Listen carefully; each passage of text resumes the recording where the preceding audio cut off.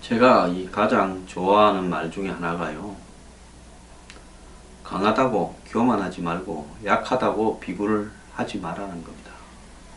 저는 항상 그렇게 살려고 노력을 하고 있습니다. 이 방송을, 뉴스 브리핑을 하는 저도요, 참 엄청난 수모와 고난을 이렇게 뒤집어 써가면서 이 방송을 하고 있습니다. 사실 제 몸도 좀 정상적이지 않습니다. 요즘 미세먼지가 매우 심한데요, 이 미세먼지로 인해서 지금 이 방송을 하다가 기침 때문에, 가래 때문에 얼마나 많이 중단을 하면서 하고 있는지 모릅니다. 봄으로 또 가을에 미세먼지가 심할 때는 몸이 무거워서 일으키기도 어렵습니다. 제가 면역이 약하고요, 또 기관지 계통에 매우 문제가 있었습니다. 옛날부터요. 그래서 이 미세먼지가 많은 날에는 정말 아침에 몸을 일으키기도 어려울 정도로, 밤에 숙면을 못 취할 정도로 몸이 무겁고 힘듭니다. 자, 이런 어떤 부분들이 다들 제대로 느껴지지 않고 이렇게 한마디로 불감증에서 살아가고 있기 때문에 모르지 얼마나 많은 한국 사람의 수명을 단축하는지 모릅니다. 제가 어릴 때 진주 근처 시골에서 살 때 잠깐 빼고는요, 밤하늘에 별을 한국에서 본 적이 거의 없습니다. 제가 어릴 때 밤에 별을 보면 은하수도 보였고요, 이렇게 떨어지는 별똥별도, 유성도 보였습니다. 그런데 그 이후에 정말 금성이나 별 한두 개 봤지, 밤하늘에 그냥 별이 쏟아지는 밤이라는 그런 말대로 별들로 가득 찬 하늘을 본 적이 언제인가. 또 맑아서, 이 서울 하늘이 하도 맑아서 그날은 다 던지고 한마디로 햇볕을 쐬고 싶다, 이 상쾌한 바람을 느끼고 싶다고 생각한 적이 언제인가. 참 그립습니다. 1년에 한두 번 비 오고 나면 그런 날이, 비 오고 바람 많이 불고 난 뒤에 그런 날이 있고요, 대부분의 날씨는 잿빛 하늘에 뿌옇게 이렇게 덮여 있고, 더 나아가서 이 햇볕이 나는 날조차도 제대로 몇 킬로 밖에 건물이 안 보일 정도로 뿌연 날들이 지속되고 있습니다. 제가 이런 이야기를 하면 한국의 화력발전소 때문에 그렇다, 우리 디젤 자동차 때문에 그렇다, 한국의 산업체 때문에 그렇다고들 많이 이야기를 합니다. 자, 어제 뉴스 안 보셨습니까? 어제 뉴스에 보면요, 헬리콥터를 타고 서해 앞바다로 가는데 가면 갈수록 미세먼지의 농도가 높아지면서요, 뿌옇다랍니다. 자, 우리가 한 게 서해 쪽으로, 중국 쪽으로 가집니까? 바람의 방향상 항상 북서풍입니다. 중국 쪽에서 우리한테로 오지 우리가 그쪽으로 가는 바람은 없습니다. 그러면 서해 앞바다도 그렇다면 우리한테 날라오는 그 모든 미세먼지의 대부분은 중국 측에서 날라온다는 겁니다. 자, 최근 몇 년 사이에 올해 미세먼지가 지금 가장 독하다라고 이야기를 하는데요, 이 미세먼지의 80%가 중국에서 날라왔다고 합니다. 중국의 외교부의 여자 대변인이 어제 기자회견 하는 거 봤습니다. 그건 중국하고 관련 없다, 우리도 왜 그런지 모르겠다, 정말 뻔뻔스러워서 뺨을 한 대 때려버리고 싶었습니다. 그런데요, 중국이 이렇게 뻔뻔하게 구는 이유는 우리 정부 차원에서 단 한 번도 미세먼지 문제에 대해서 중국 측에 이야기를 하지 않고 있다는 겁니다. 그러면서 우리 내부에조차도, 정치인이나 관료조차도 무슨 뭐라 했습니까? 고등어 구이에 증가하고, 심지어 모르겠습니다. 한국의 자동차 회사한테 로비 받았는지 디젤 차에 증가하고 화력발전소에 증가합니다. 웃기고 자빠졌습니다. 화력발전소 중에도 지금 LNG를 쓰는 데도 많고요, 화력발전소가 한국에 있은 지가 하루 이틀 됐습니까? 오히려 옛날보다는 화력발전소의 비중이 낮아지고 있는데, 왜 그럼 화력발전소가 많던 옛날에는 70년대 초나 이럴 때 원전도 하나도 없고, 예? 화력발전으로 대부분 할 때는 왜 그러면 그때는 미세먼지가 한국에 없었습니까? 그래서 사람들이요, 이 배웠다는 놈들이 더한 겁니다. 단순한 이야기를요, 항상 말을 꼬웁니다. 어제 한 방송이 헬리콥터를 타고 여의도 상공으로 날아갔는데 4.5km 떨어진 목동의 빌딩 숲이 보이지 않았습니다. 자, 측정기에 찍힌 초미세먼지 농도가 60mg 안팎이었습니다. WHO 세계보건기구 권고 기준의 2배가 넘습니다. 제가 지난번에 한국이 세계에서 뭐 2번째다 하니까 또 그거 수치가 잘못됐다고 누가 또 주저리 댓글을 달아서 그 수치는 뭐 내가 그 소개하기도 귀찮습니다. 그런 거 달지 마십시오. 저한테 제 생각을 바꾸려고 하지 마십시오. 사람을 좀 보면, 제 방송 처음 듣는 분 아니면 이 황장수가 생각을 바꾸겠습니까? 저보고 개장수라고 말한 사람이 수천 명이 넘어도 제 입장 안 바꿉니다. 목에 칼이 들어와도 안 바꿉니다. 내가 무슨 국민들 다수 지지받아서 현재 대통령이 될랍니까? 국회의원이 될랍니까? 더러워서 정치도 안 하고 있는 사람이고, 더러워서 대선판에, 총선판에 얼씬도 안 하는 사람입니다. 정말로 내가 정치를 한다면 당을 하나 만들어서 하거나 그전에는 안 할 겁니다. 자,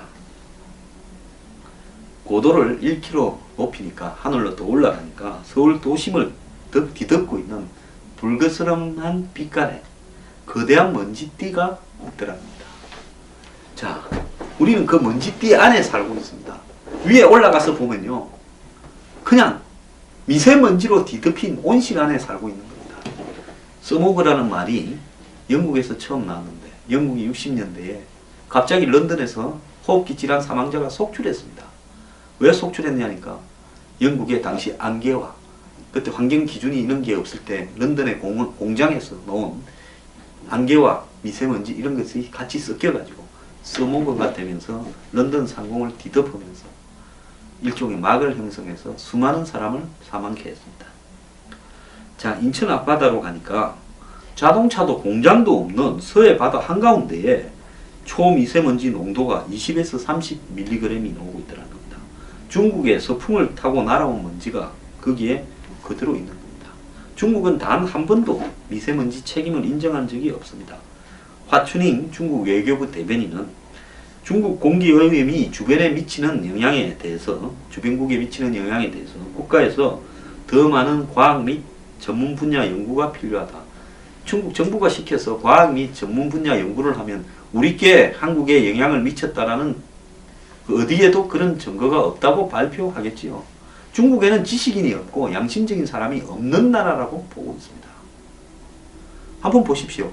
13억 5천만 원, 공식적으로는 15억이 넘을 건데, 그런 사람들 중에서 1%라도 양심적인 사람이 있다면 이런 식의 지금 중국의 정치 시스템에 대해서 저항을 하지 않고 통제에 따라서 저렇게 복종을 하면서 살아가고 있다. 이거는요, 수천 년 이어져 온 중국 사람들의 몸에 배인 한마디로 근성입니다. 자, 왕조가 어디로 바뀌든 그 왕조에 빌붙어서 살자. 그러다가 정 굶어 지경이 되면 이제 무슨 난이라도 한번 일으켜서 왕조를 바꿔보거나 이러고는 또 굴복해서 삽니다. 근본적인 개혁에 대해서는 중국 사람들의 자각은 이루어질 수 없는 나라다. 왜? 황금 만능주의와 배금주의, 권력에 대한 복종, 이런 부분에 대한 시각이 너무나 중국인의 몸에 쫙 배어 있어서 그렇습니다. 이걸 너무나 잘 아는 이강요가요, 싱가포르이 쫓겨나서 만들어진 어촌 도시 아닙니까? 말레이시아에서 쫓겨난 거예요. 중국 사람들 많이 모여서 하니까 말레이시아가 귀찮아졌죠. 야, 너네들은 너희끼리 가서 살아라. 너네한테 뭐 해주기도 싫고, 너네들이 많이 있는 데를 우리가 달고 가면 나중에 또 말레이시아가 중국 화교 영역에 다 들어가서 우리 경제가 잠식된다. 그러니까 쫓겨나고 난 뒤에 뭐 했습니까? 중국인 건성요, 저 사람들은 세게 나가야 더 복종한다. 그래서 회초리로 때리고 태형도 하고 사형도 시키고. 자, 청소부터 해. 중국인은 더럽다. 중국인은 돈만 밝힌다. 중국인은 서로 상부상조하면서 서로 공익을 위해서, 공존을 위해서 노력하지 않는다. 그래서 정책은 내가 한다. 집은 내가 다 나눠줄게. 자, 폐계, 민주주의, 개 같은 소리 하지 마. 유교적 민주주의로 다 썰어주겠다. 그래서 마당부터 썰었지 않습니까? 내가 쓰는데 딴소리 하지 마. 다 집 앞에부터 썰어. 그러면서 뭐라 했습니까? 뒷돈 받는 거는 거의 고칠 수 없는 중국인들의 버릇입니다. 자, 지금부터 뒷돈 받고 부패하면 다 죽여버리겠다. 그거 다 죽였지 않습니까? 장개석이 오죽하면 중국 본토에서 타이완으로 도망을 와서 49년도에 그때부터 뭐 했습니까? 부패 척결했지 않습니까? 대만 가보십시오. 중국 사람들 죽을 줄 알습니다. 중국 본토하고는 완전히 달라요. 타이완 사람들. 왜? 장개석이 계엄령을 갖다가 요 근래까지 유지하면서 중국 사람들을 그렇게 만들었던 겁니다. 자, 저런 중국 사람들이 한국이나 주변 국가를 걱정해요. 공해 신경 쓸 거 없어. 괜히 공해 규제니 뭐 공해 설비니 할 거 없어. 싼 비용으로 만들어서 전 세계를 팔아먹어.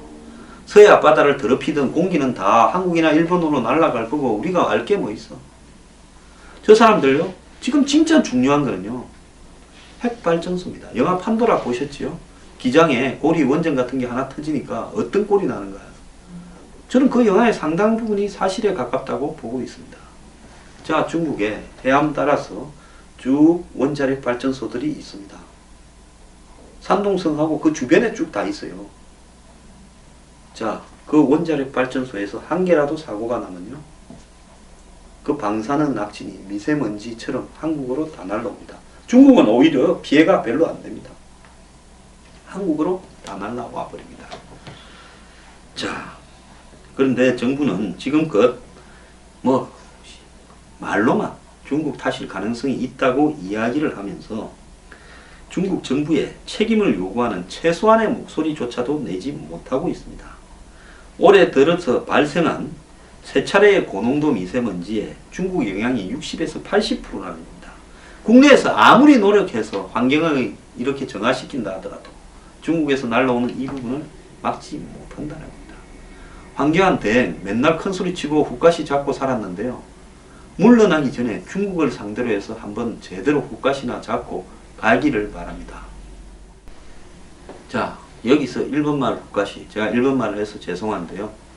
허세라는데 허세라 하면 좀 어감이 이렇게 잘 안 오는데 우리 세대에는 훅가시다 이러면 괜히 가진 것도 없으면서 어깨에 힘만 주다가 망신당하는 사람을 훅가시 잡는다 이렇게 이야기를 합니다. 아니 뭐 이럴 것도 없고 뭐 더 할 것도 없는 황교안 대행이 중국을 상대로 기자회견 한번 해서 미세먼지를 계속 이렇게 날려보내면 그냥 있지 않겠다고 우리도 대중 경제 제재를 한번 하겠다고 발표라도 한번 하십시오. 뭘 더 할 게 대선 나갈 것도 아니고 조금 있으면 한 달 뒤에 뭐 조금 더 할지 모르겠습니다. 집으로 가서 한참을 놀 건데 있을 때 한번 정말 제대로 훅가시 한번 잡고 가라 이 말입니다. 자, 지금 한국 차의 중국 판매가 사드 보복으로 작년 같은 달에 비해서 52.2% 줄었답니다. 반토막 났답니다. 자, 그뿐만 아닙니다. 중소기업에까지도 중국의 사드 보복이 지금 이렇게 가해지고 있다. 그래서 한국의 조그만한 중소기업에조차도 중국 정부가 이렇게 압박을 하고 있다고 합니다. 더 나아가서 오죽했으면 지난번에 광화문 앞에서 사드 반대라고 직원 3명 데리고 놓은 그런 정신 나간 한마디로 국적을 박탈해야 될 사장까지 기어 나왔겠습니까? 자, 지금 제주도에 유커가 떠나서 그러면 제주도는 망했냐?